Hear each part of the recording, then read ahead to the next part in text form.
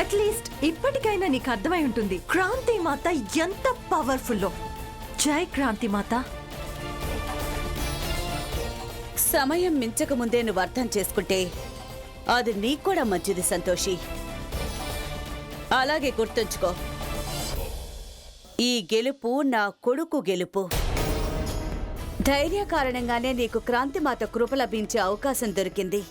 లేదంటే ఆమె పాదాల వద్దున్న పువ్వు తీసుకునేందుకు కూడా నీకు అర్హత లేదు.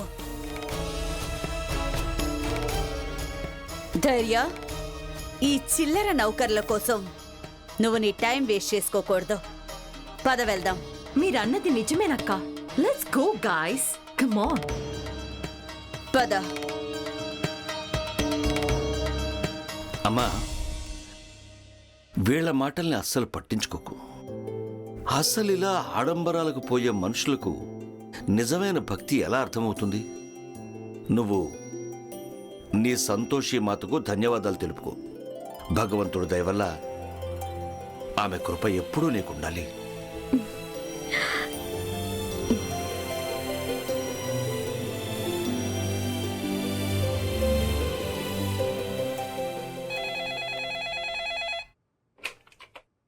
Hello hello Santoshi.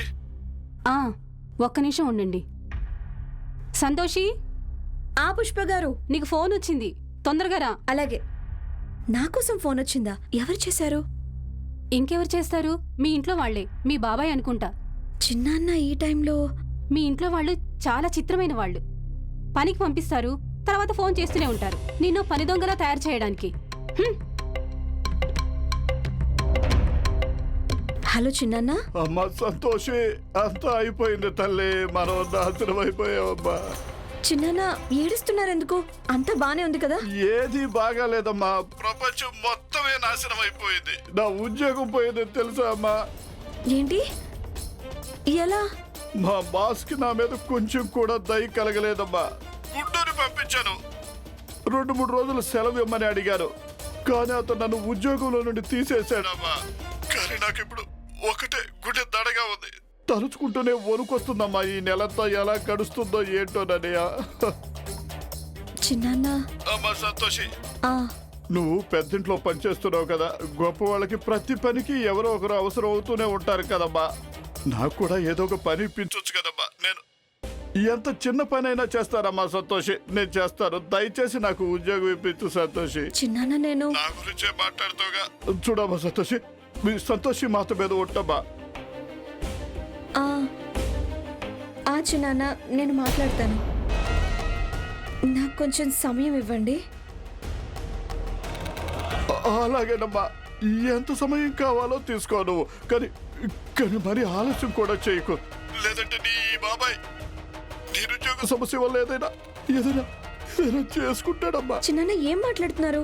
అలా కల్లో కూడా అనుకోకండి. సంతోష్ మాత అన్ని చక్కదిద్దుతుంది. చిన్నాన్న, నేను సమయం చూసి మాట్లాడతాను, సరేనా? చిన్నాన్న, ఇక నేను ఫోన్ పెట్టేస్తాను. అలాగేనమ్మా. చల్లగా ఉండమ్మా, చల్లగా ఉండు. మీ ఆరోగ్యం జాగ్రత్త.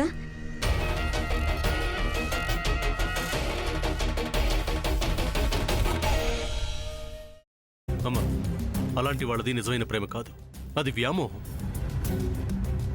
ఎగ్జాక్ట్లీ చిన్నత్త. నిజంగా ప్రేమించుకున్న వాళ్ళు అలా చేయరు. ఎంత మనసు విరిగిపోతే కన్న కూతుర్ని పట్టుకొని మా దృష్టిలో చచ్చిపోయా ఉంటుందా తల్లి? అది సరే అమ్మా, తన కూతురుతో తన మాట అనేటప్పుడు ఆమె మాటల్లో వ్యథ, కళ్ళల్లో బాధ గమనించావమ్మా? పెద్దబాబుకు బర్త్డే విషెస్ చెప్పు కూడా వెళ్ళాం కదా. ఊరికే ఎలా కాలిపోతుంది? మంట పెడితేనో పడితేనో తగలబడుతుంది.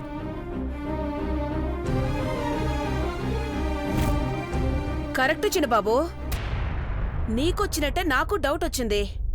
పార్వతే షర్టును తగలబెట్టిందనుకుంటా.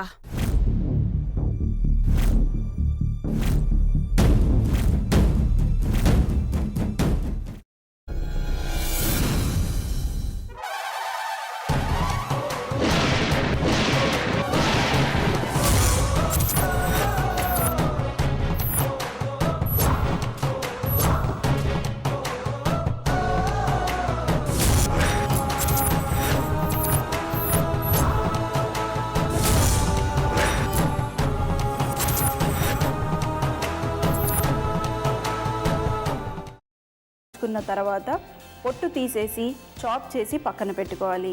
ఒక ప్యాన్లో కొద్దిగా నూనె వేడి చేసి అందులో ఆవాలు, మినప్పప్పు, శనగపప్పు, కరివేపాకు, సన్నగా తరిగి పెట్టుకున్న ఉల్లిపాయలు వేసుకుని 1 నిమిషం పాటు వేయించుకోవాలి. ఆ తర్వాత కాల్చి కట్ చేసి పెట్టుకున్న వంకాయని కూడా అందులో వేసుకుని బాగా మిక్స్ చేసి బౌల్లోకి ట్రాన్స్ఫర్ చేసుకుని అందులో తగినంత చిక్కటి పెరుగు లేదా పల్చటి పెరుగు వేసుకుని మిక్స్ చేసి అన్నంతో కానివ్వండి, చపాతీతో కానివ్వండి సర్వ్ చేసినా చాలా బాగుంటుంది.